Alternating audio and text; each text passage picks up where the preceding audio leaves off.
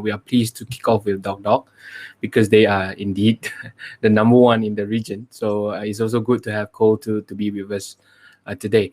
Now, just a quick reminder, if you have any questions, just feel free to type in the Q&A tab, and then we'll pull it out when when the time fits. Then I will just ask some questions based on the Q&A tab. But for now, let's kick off with Cole.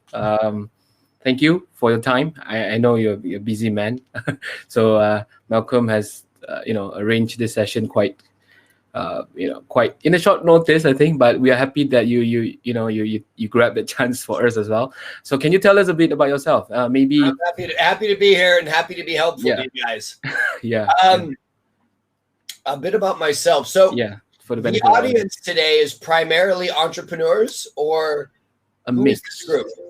A mix of what? Of entrepreneurs, youth, and those who are still studying. Okay, a mixture of students and entrepreneurs. Is that right? Yeah. Okay. Well, so I have been in the professional work environment for a little over 20 years. Graduated from the University of Idaho. Then spent another couple years at the University of Hawaii. When I graduated from there, went and worked for the governor of Hawaii for a few years doing business development work.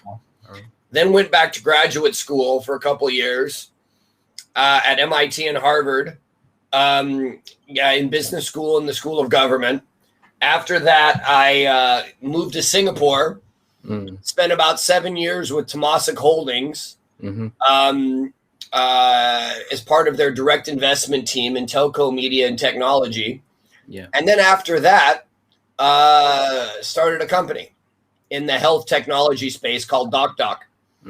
And what we're really doing is we endeavor to help patients find the right, they have access to the information they need to make informed decisions so that they can actually, help the healthcare system work more efficiently.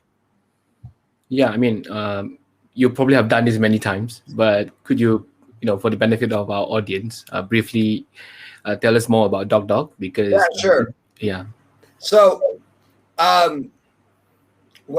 basically, if you think about going to go buy an automobile, right? When you go to buy a car, there's things like horsepower or fuel efficiency or resale value. These are intermediate markers that consumers can easily go online and use to compare vehicle to vehicle to vehicle. And that's how my grandmother, God rest her soul, could become an informed healthcare or an informed auto buyer. So the automobile industry figured out a long time ago that it made sense to create ways to allow the cars to be compared. You compare that to healthcare. In healthcare, the consumer has no information they need to make any kind of True. And you wonder why we have medical inflation. You wonder why so many people in Southeast Asia can't afford care. And this is at the core, the root of this problem you will find is it's about patient empowerment and access to data to make informed decisions. So that's what we do. We partner with, we have 3,400 specialists in our network across 8 countries. And what we really do is we work with insurance companies and large corporations, and we help their policy holders or their employees find the right care when they need it. Yeah, I mean, DocDoc has been around for about 9 years now, right? And it's been around a long time. The thing about digital health is it just takes forever to build it. And I can't emphasize to you how slow and difficult to build is. I was about to point that out, that the uptake is quite slow in this part of the region, and you don't start a digital health company unless you have a reason to. So because it's just the hardest place to build a company. So knowing that it's so hard to make yourself competitive in this space, what actually motivates you to study? I mean, the backstory behind DocDoc, maybe, why did you so we started DocDoc because when our daughter was 100 days old, we thought she was totally healthy, and the next thing we found out, it's our only child, was that her liver was failing. I see. And so we had to basically transition from parents that believed we had a healthy 100-year-old baby to parents having to interface with the medical system to identify the right type of surgeons to really do this procedure that was massively difficult. And I was blown away at how hard it was to get information that we needed to make an informed decision. So we ended up finding the right team, but we got very lucky. And that luck was really a function of some charity work we had done in the past. I see. And so we were lucky. We had a couple of surgeons that we knew very well. They really, took a lot of heat, and they helped us find the right care. And at the end of that, I ended up being the donor, and we did a transplant. I see. It was a very successful. And I looked at Grace and I said, Grace, we need to solve this problem. And so that's why we started DocDoc. Frankly speaking, I had no idea when we started it would be this hard and it would take this long. Like, I had absolutely no idea. That being said, I do believe the problem needed to be solved. And I was comfortable committing the time that it took to do it.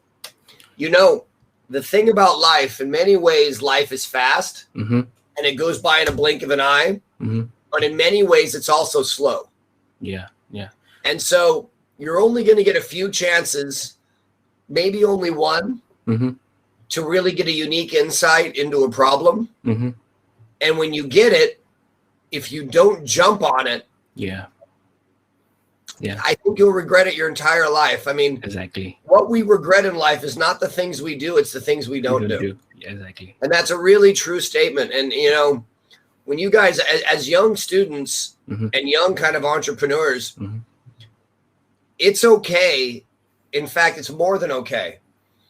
You guys are in exactly the right time, in exactly the right place to be digging in as entrepreneurs in this part of the world. If you guys stick with this, keep your nose clean, work hard, show up on time, take ownership, and just keep going, you're going to do vastly better than your peers who stick in big companies. Because what's happening now in Southeast Asia is you're going to see a massive wave of disruption. So if you think about the vast majority of industries out here, they're either run as outposts and largely retirement outposts for MNCs. And there's like, some foreigner that comes out here for a few years, doesn't really understand the market, and then leaves. And that's kind of your MNCs, right? True. Then you've got these local family dynasty businesses. That's a whole nother bailiwick of issues. But these groups are massively susceptible to disruption. They have not spent the energy and effort to modernize, just not even close. And so you're about to see in the next decade, there's going to be a massive wave of disruption roll over the top of Southeast Asia in virtually every industry.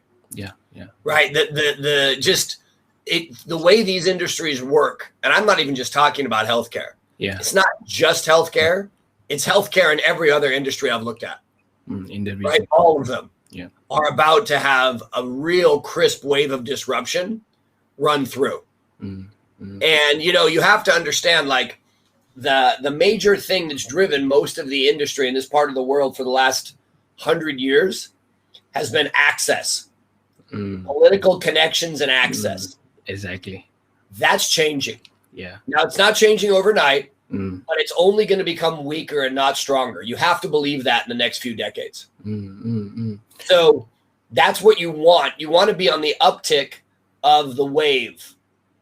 So young entrepreneurs that are actually using technology to renovate industries, you're just at the cusp of that happening right now. There's a huge wave in front of you. So start paddling. That's really, really insightful. Now, I mean, the story behind DocDoc is really incredible. I mean, knowing that you and Grace had, invested quite a lot of your time in this and all that. But I mean, I'm just curious, a personal why end up being a very global kind of why, the big why, where you're actually changing or disrupting the health tech industry. I mean, I'm just curious, but why did you guys pick Southeast Asia and not Silicon Valley or, elsewhere? Well, we were here. I was working at Temasek and Grace was running Medtronic. Yeah, that really is the reason. Oh, that was the main reason. You see, yeah, it would have been easier to do it in the Valley. Yeah. Particularly for my generation. Yeah. It would have been a lot easier. Yeah. But I'm not sure it would have been necessarily better. The nature of the way in which the world. All right. Particularly because we're talking to young people here. Yeah. Your generation's getting really screwed. And the thing that you're missing more than anything else is philosophy. You're not your education systems and your belief in social media relative to religions to I'm noticing that the younger generation call it the digital natives, which is what I think all of you guys are. Not me. What are you? Are you a millennial? Gen Y. Oh, Gen Y. Okay. Yeah. So Gen Y or digital native. I don't think there's too many millennials on this call. I'm the only one. And I'm the end of the millennials. But philosophy is really the key. Right? If you really got to ask yourself, more important than the industry you pick or the country you pick is cultivating a warrior spirit. Yeah. What is important to you and what do you stand for? Don't try to be specific because it's impossible. Yeah. Are you going to be somebody that stands for generosity and honesty? Or are you going to be somebody that stands for practicality? Yeah. Are you going to be, and I'm not saying what's right or wrong. Yeah. But the more you define yourself and you define your value system, the easier it'll be for you to make decisions. And when big things happen to you, and trust me, they will, you'll have a framework to make decisions. I literally know of almost nobody that when they were in their 20s with me and defined their ethics system clearly, they all went a long ways because they had a clear map. Yep. And that map allowed them to make decisions when the unpredictable world in front of you unfolds. Yeah. And that's kind of the thing. I mean, it doesn't matter if you make a decision, I'm going to be an innovator. I'm here and committing myself to making things better. And it's okay if I don't drive a gold-plated Ferrari. Yeah. I don't care that much about money. It's not that money doesn't matter. I just don't care that much about it. Yep. Or I don't care that much about near-term social prestige.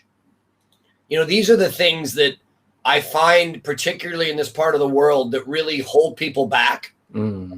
Is they not so much, maybe not so much in Malaysia, but like in Singapore and Hong Kong. Yeah. Man, I find the young people there are just totally wrapped around this weird concept of social prestige. If they're not working for some very well-known, distinguished brand, even if their job is the dumbest thing ever, then somehow they're not valuable in society. And if they're not driving a really nice car, even if it's making them totally bankrupt, then they must not be doing well. Yeah. Man, these are bankrupt ideas. If you actually codify your own value system, very few people put greed at the top of their list. True. Right? Yeah. Or lust.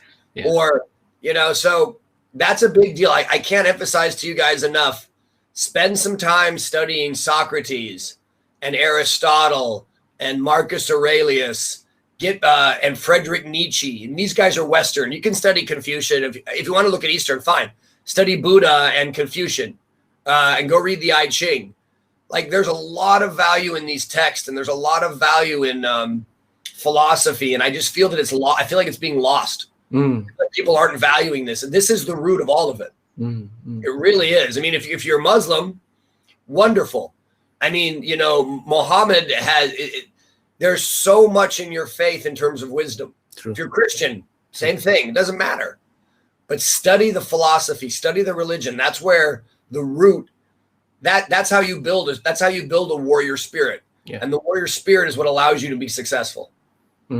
So the philosophy that that you stress about actually triggers you to go into DocDoc and perhaps capitalize on the AI and all that. So can you tell us like how can AI actually empower patient to get all this informed data in the future? Yeah. So okay. No, with the philosophical part and then the tech part. Yeah. Have you spent much time like using Excel? Yeah. Okay. So you don't, most of the tools in Excel, right? Yeah. You don't look at those as crazy AI tools, right? Exactly. Yeah. Right? Because they're not. They're just very simple tools. Yeah. AI is actually really simple too. It's just glorified Excel. Yeah. Like that. In order for Excel to work, what do you have to have? Data. You have to have data. Yeah. You can take this cell that's got data plus this cell divided by that cell times that cell, whatever, right? Yep. Excel is remarkably powerful in that regard. AI is not much more than that. Machine learning is not much more than that. It requires a lot of structured data. The problem in Southeast Asia is there's almost no structured data sets. So everybody is telling you, oh, we're a super deep AI company. You have to say, well, where are you getting your data?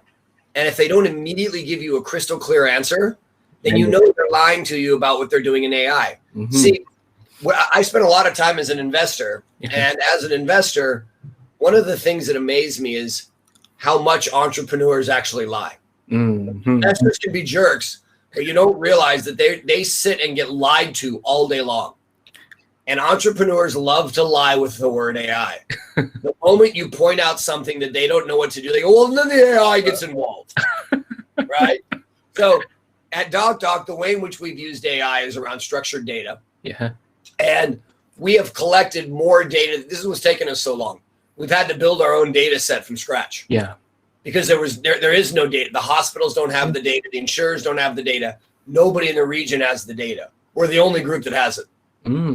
So we've had to build it from scratch. So the way in which we use AI is really around, it's really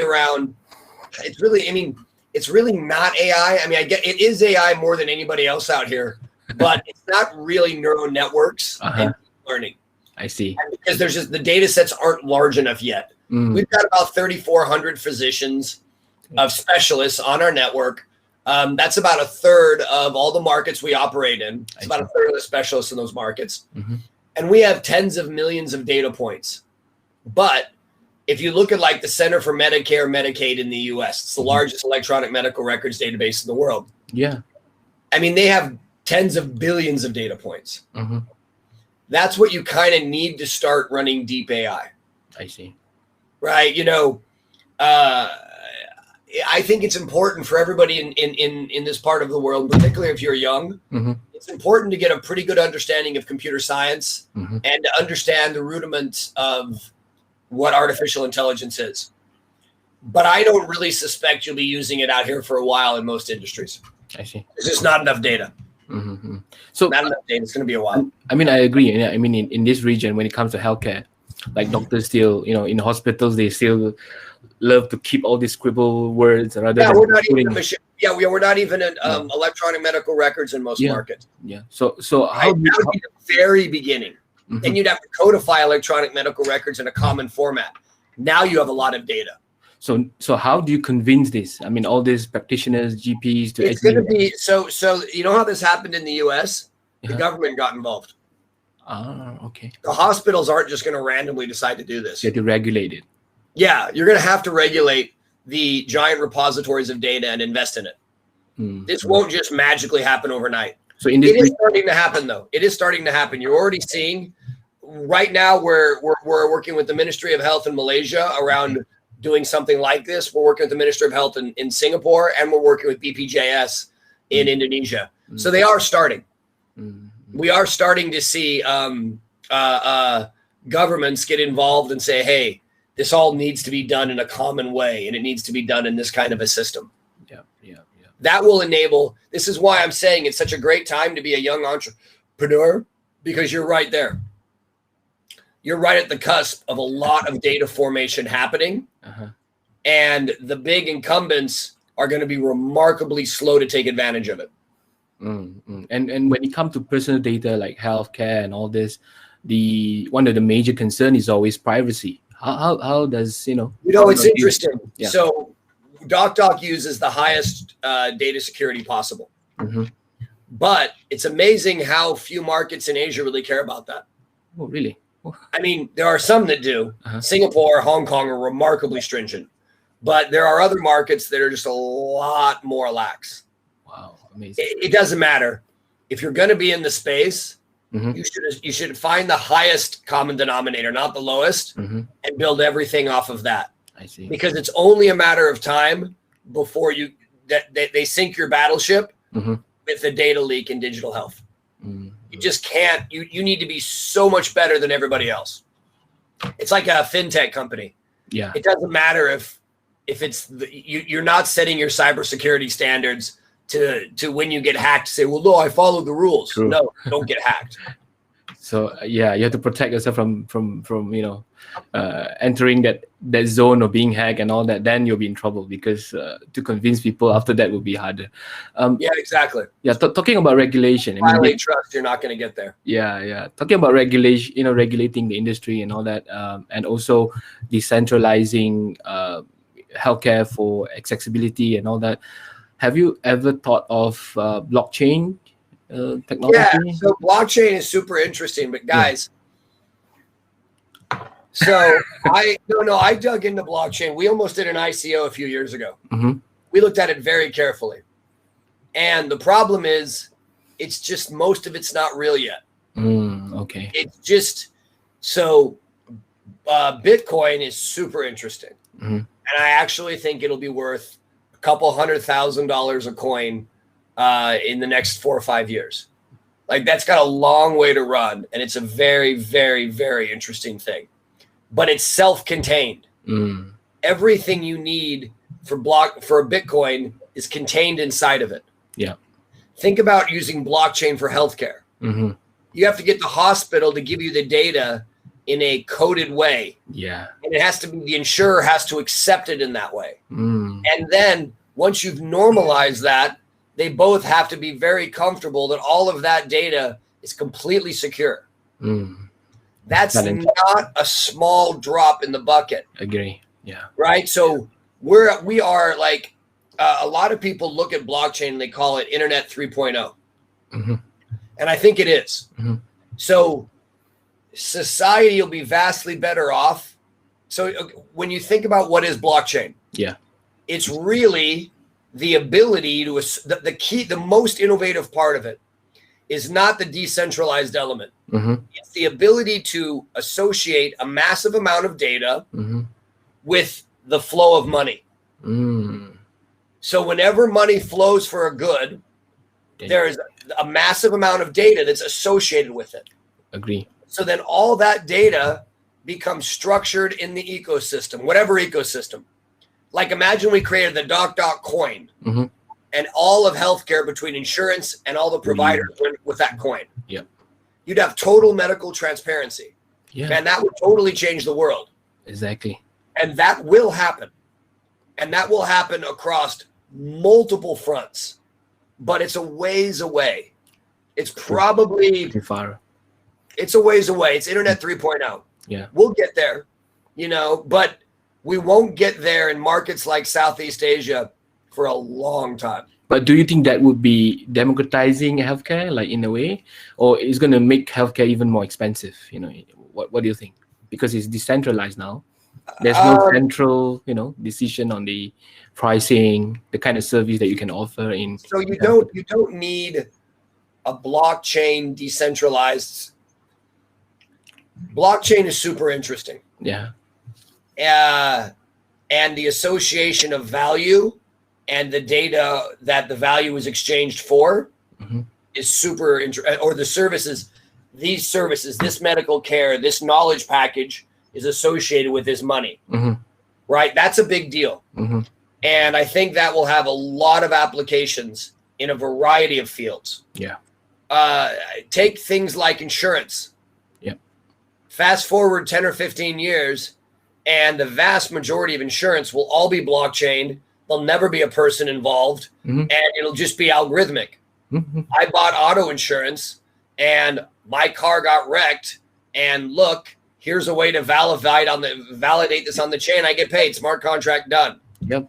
Right? Yep. That'll lower the cost of insurance massively. Think about how much money you can't go into a large city in Asia or anywhere in the world for that matter, and not go into the downtown district. And everywhere you look, you see insurance company signs. True. Right? That is massively wasteful. So there's going to be a huge wave of disruption the blockchain will bring, but that's a ways away. Yeah. First thing you have to do is learn how to centralize information. Once you've learned how to centralize and you've learned how to standardize, then you got to start getting parties to use that data. Now once you're at that level, then you can start using blockchain. So groups like PayPal are much closer to using blockchain than the insurance industry. Agree. Title companies will use it. But this will happen. Yeah. You really want to see something interesting, it'll be around like using blockchain around the sustainability of suppliers. Yeah. There'll be a lot of things like that. Yeah. A lot less games with the environmental destruction. Yeah. Blockchain will do a lot more. It'll make it really hard to screw with custody. Yeah. So that will happen.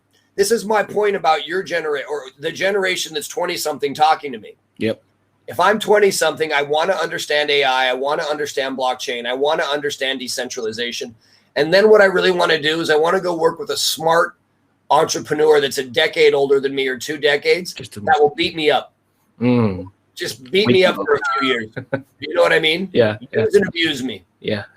That's quite true. But you mentioned about the challenges in, increasing the use of digitalization in healthcare. The uptake is very slow and all that because DocDoc itself has been around for like 9 years now. But what are the changes in healthcare that you can see now due to the pandemic because of the push for all this data to be used quite instantly? What are the changes? Nothing with data. Yeah. Right. Almost nothing with data. The pandemic's the other kind of, I'm a healthcare company. Yeah. AI pandemic, healthcare. AI pandemic, healthcare. Investors love me. AI pandemic, healthcare. True. Right. So the reality is that I haven't seen the big institutions make big moves yet. They pretend like they're making big moves. They're not actually putting. In order for a really robust ecosystem to develop, you have to have large entrenched parties. Yeah. Put capital to work. Yeah. Not investing capital, client capital. I own this hospital chain, and I'm going to spend $10 million next year modernizing my hospital intake CRM. I see. And I'm going to work with these 3 companies for a couple $1,000,000 a year each to do that. Not as a contractor, but software as a service. Yes. That's what has to happen. Yep. The healthcare industry is not paying for, or the insurance industry is not paying yet to modernize their IT systems. And the reason they're not doing that is they don't know what to do with the data when they get it. At the end of the day, it scares a lot of people. It scares actuaries when you say, hey, I'm going to hand you a bunch of high quality structured data. It scares them because now they know they're going to have to use it, but they don't have any models to use it. And they don't want to be held accountable to be massively off, but you're going to be off in the beginning. That's how that works. Yeah. Right. You're good. But they don't, the culture is not one of experiment, iterate. It isn't that. Yeah. It's, oh, you screwed up. That's your fault. You're a failure. Next person, bring him into that role. You got that culture has to change. Yeah. That's why I'm saying there's so much opportunity for entrepreneurs because I don't actually think they'll change. I think that you're going to see a big wave of disruption coming. Yeah. But anything positive to take from the pandemic in the healthcare services and all this? The thing that you observe? There's a lot of things the pandemic has done. The pandemic brought telemedicine to the world. The pandemic definitely is accelerating the consumer's desire for more virtualized care. Okay. Right. But one of the things that people don't really like to talk about, but it's actually quite true, is that the consumer really doesn't matter very much in healthcare. Okay. Yeah. Right? Everyone thinks they do, but they actually don't. Yeah. Right? The individual patient doesn't drive any of those major systems. True. So the insurers, the large employers, governments, these are the ones that write the checks for big chunks of money for care. Mm-hmm. They drive the system. Exactly. Pharma drives the system. Insurance drives the system. Right? Yep. The medical guilds drive the system. The system's not driven by Cole Sirucek's as a patient's unique needs and desires. True. So I think you're seeing more pressure. COVID's going to put more pressure in the system for virtualization of care. Okay, that's interesting. Now we have a question here, just to interject a bit. Let me see. What do you think is the main aim of health tech and AI on the larger spectrum, and what is the direction you hope it takes? This is from Nigel. So, all right, what you want. What would be the main aim? Yeah. So before you could have cloud. Okay, so you guys are. When I was graduating from high school, there was a new thing called the internet. And I remember because I'm like the last generation that used to go to the library to do research. Nobody does that anymore. It doesn't make any sense. True. But I used to go to the library, right? And it used to be difficult to actually find websites. And to even get different websites to work together, like you can go from this site to this site to this site, wasn't an easy thing. Often sites would be incompatible. So as you move it up the kind of programming layers in a given technology stack, the base layers are really boring. Yeah. So when the IT systems that were being built with punch cards in the 60s and 70s, and they were all working on binary, dude, it would be impossible. It would literally take 1,000 years to build Microsoft Word. Yeah. In today's format. Yeah. Right? You just couldn't do it. Yeah. So programming languages had to go from binary to more complex code, simplified codes that represented a lot of underlining code. And then that had to be refined to get it error-free. And then you started getting into like object programming language, right? Yep. And then from that, there's been higher and higher languages that have been built, which allows programmers to build things in an easier way. It's the exact same thing that's happening with software as a service. Yep. Somebody's got to put the train tracks down in every industry and get the data flowing among the parties in an organized way. Then that data can be used to create innovative value propositions that empower consumers to more effectively get what they want and pay less. Right? So Amazon couldn't be Amazon until you figured out payment. And then you figured out logistics. Yeah. And once you did that, then you really could begin to start having 10 million storefronts compressed onto one site. Agree. Yeah. Right. So what's going to happen in healthcare, and this is what DocDoc's largely doing, is we're putting the train tracks down between doctors and insurers around payment. In digital ways. Yeah. Right. Reimbursement or payment. Oh, yeah.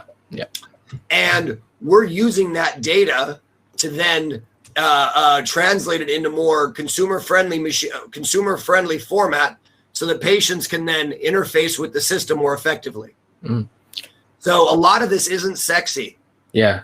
The guys that on top of DocDoc are going to have some really interesting things they can do.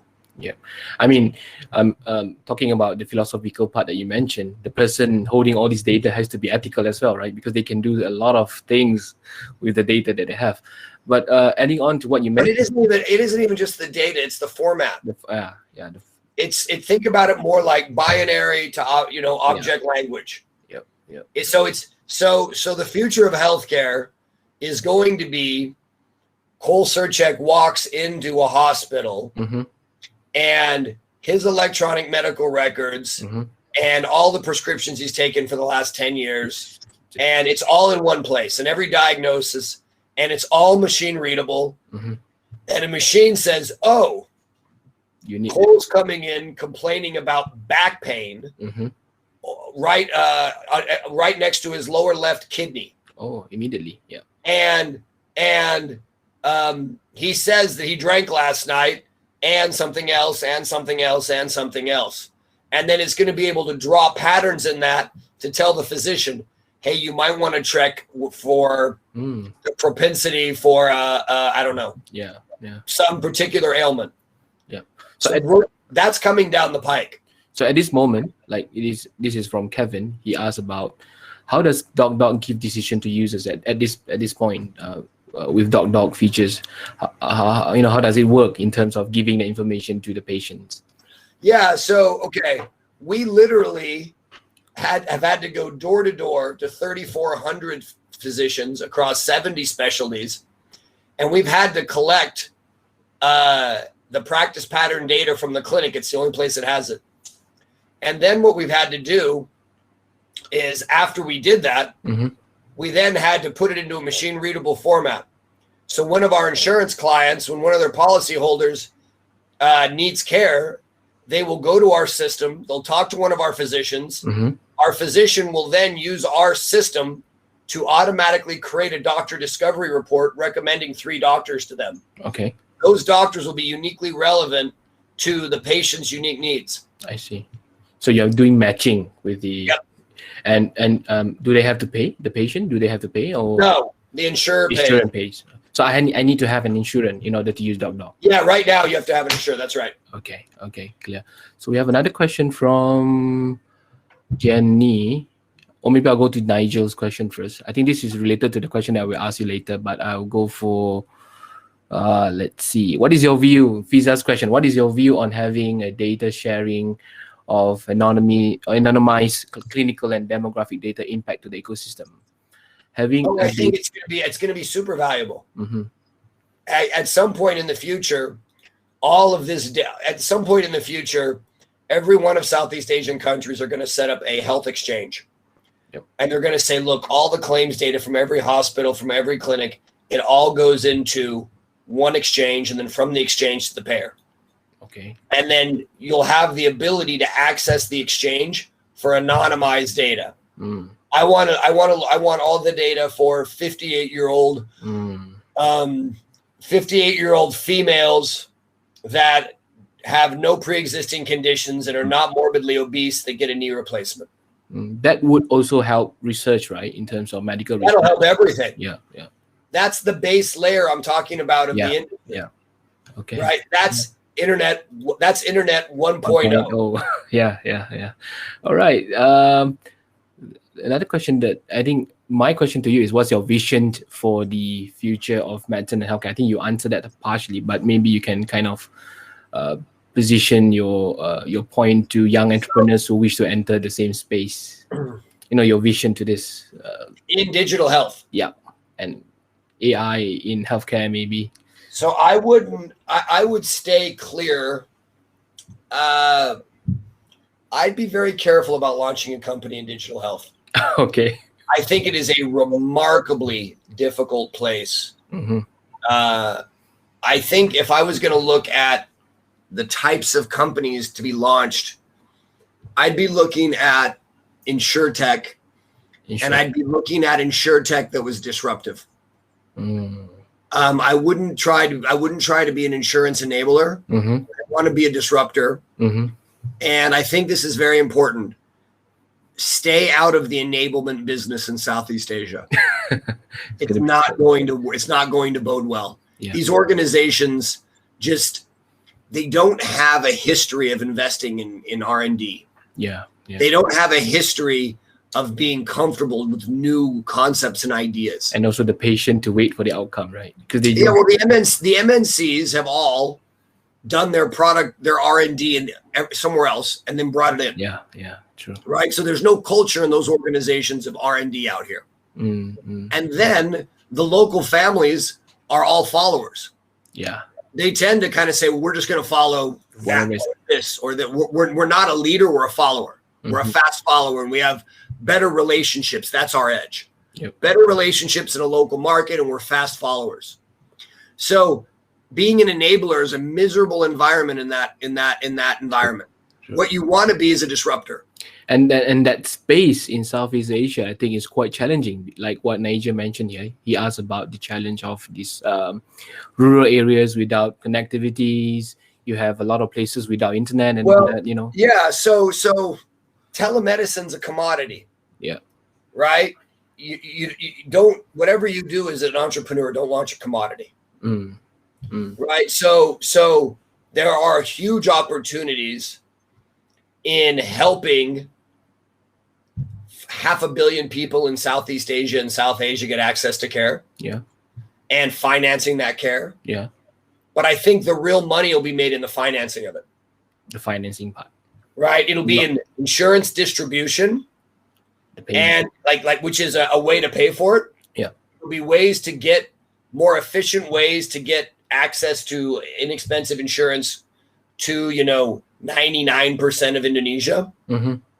Then it will be kind of the next generation, really crafty AI health tech product that you see in Silicon Valley. Yeah. I would head down those roads. Think about like Grab and Gojek, right? Yeah. They disrupted the local taxi markets. Exactly. Right. They didn't come in. If they had to work with those, they never would have got off the ground. Quite true. So you have to be a disruptor in Southeast Asia. Do not be an enabler. Yeah.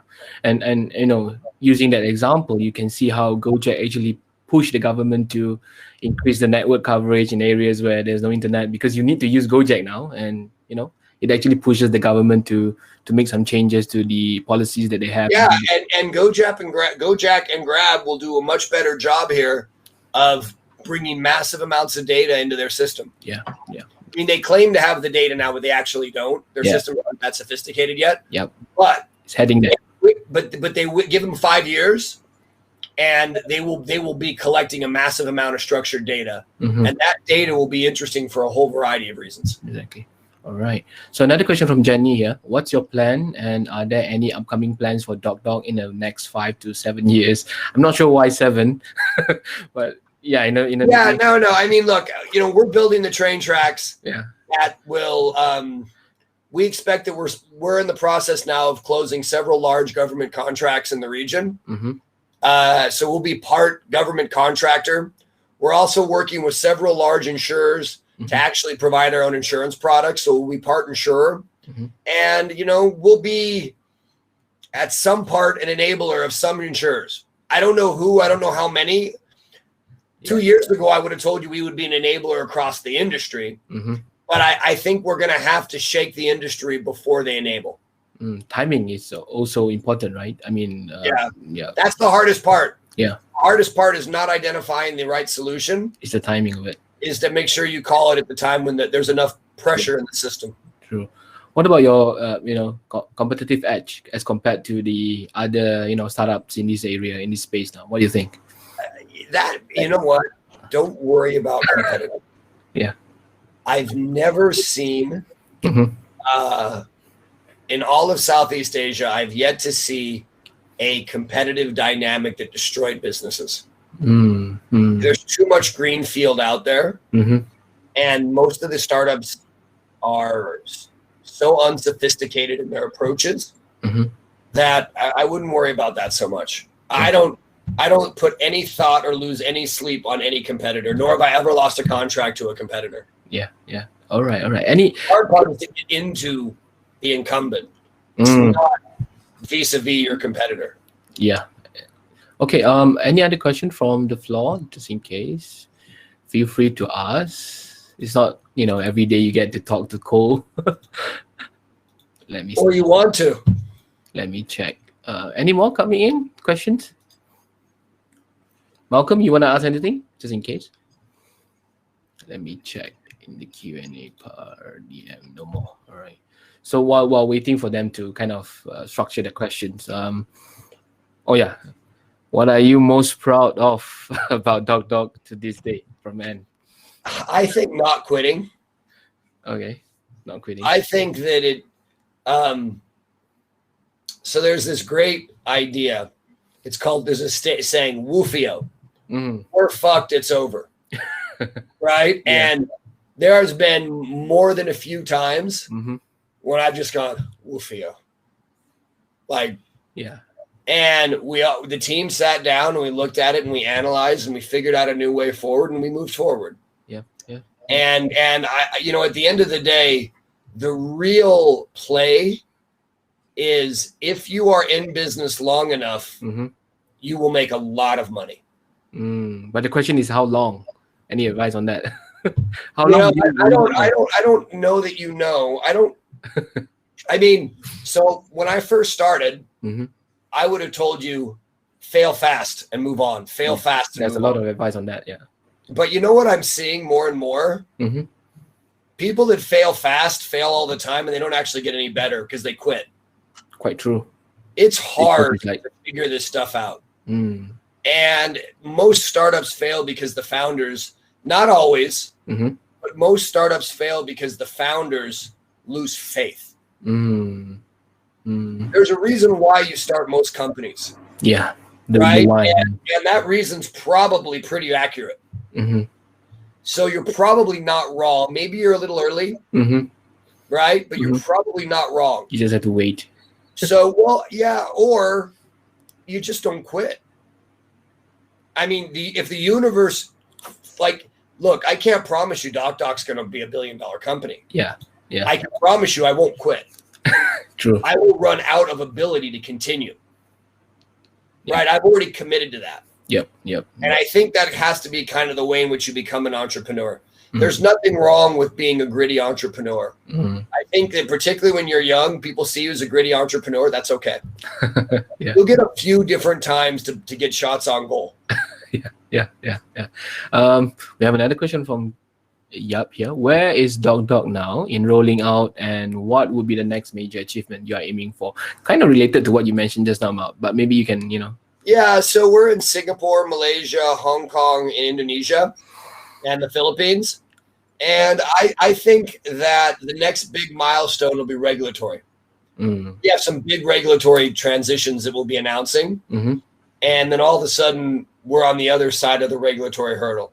I see. Regulations have really, the single biggest thing you could do to improve healthcare and accessibility to healthcare is to disrupt insurance. Yeah. It's the single best thing you could do. Yeah. There are so many people in Indonesia and Malaysia and the Philippines that just desperately need access to reasonable insurance. True. The lower you are in the income pyramid, the more that's important. Yeah. And so I want to help with that. So that's your main aim in it. That's the next thing we're doing is I want to help create a lot more access to healthcare for the 500 million plus that don't have access to it. Yeah. And I want to do that in ways that are vastly more efficient. I may not get to full automation on blockchain, but I sure as hell like to enable that someday. Yeah. So in addition to that, Malcolm actually asked this question about the current take-up rate in Malaysia as compared to your customer base or user base in Singapore at the moment, if you compare Malaysia and Singapore. We're getting a lot more doctors in Malaysia. That's our biggest network of doctors. So that's going really well. Insurance has been a little slower in Malaysia than it has in Singapore. But we have quite a few people that we're talking to, so that's possible that we'll make some real traction there too. Yeah. So and he asked, by any chance you're looking out for talent in tech field from Malaysia or around ASEAN? Yeah, no. I mean, definitely. We're always looking for really smart people. Yeah. The first hire, one of the best hires you can make in a startup is hiring a really seasoned gray hair to run HR. You just can't put too much time into recruiting. True. It is the single most important thing that can happen. Yep. And if you're busy running a company, you're going to spend, if you're the CEO, you're going to spend half your time running the company and half your time raising money and stuff like that. Yeah. And you're always going to be short of HR talent. And going to headhunters is a disaster. I agree. Just a disaster. So you need somebody to run HR in your company that can really get the right talent, work on hiring good talent. Mm-hmm. And that's a very senior hire. It's probably the most important hire next to the founder. Yeah. So Anne actually asked in within the DocDoc ecosystem, which particular therapeutic area is particularly successful. In other words, the one that the trending model doesn't work that way. Doesn't work that way. We have 70 specialists, 70 specialist types, and we cover tens of thousands of conditions and procedures. So it doesn't matter. We don't have like orthopedic or cardiology, or plastic some kind of like, I don't know, Botox or something. Mm-mm. So it's really matching in terms of the condition and all that, right? Okay. Yeah. So I think Nigel asked, do you think reasonable insurance is a better approach for affordable healthcare? Oh, I think it's the key. Yeah. So your insurer has got to become your advocate in the industry, because they're the ones that have the power in the chain. You don't. Yeah, yeah. So the insurer has to be the one that says, "Hey, wait a minute, hospital, I'm not paying you $10 an aspirin."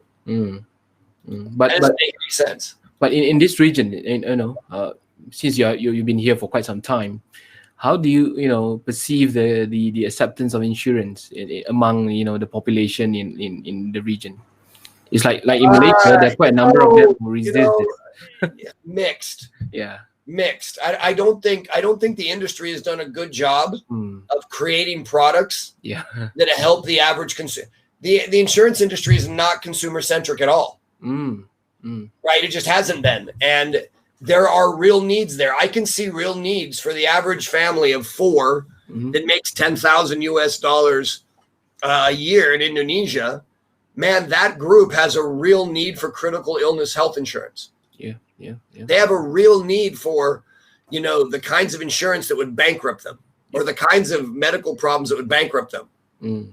Yeah. Not the little nits, the big things. Yeah. Already in Indonesia, the number one cause of bankruptcy is medical bills. True. So there's a real need here, and there's a real willingness to pay, but we have to reinvent the value proposition to the consumer and the experience and the perception of value.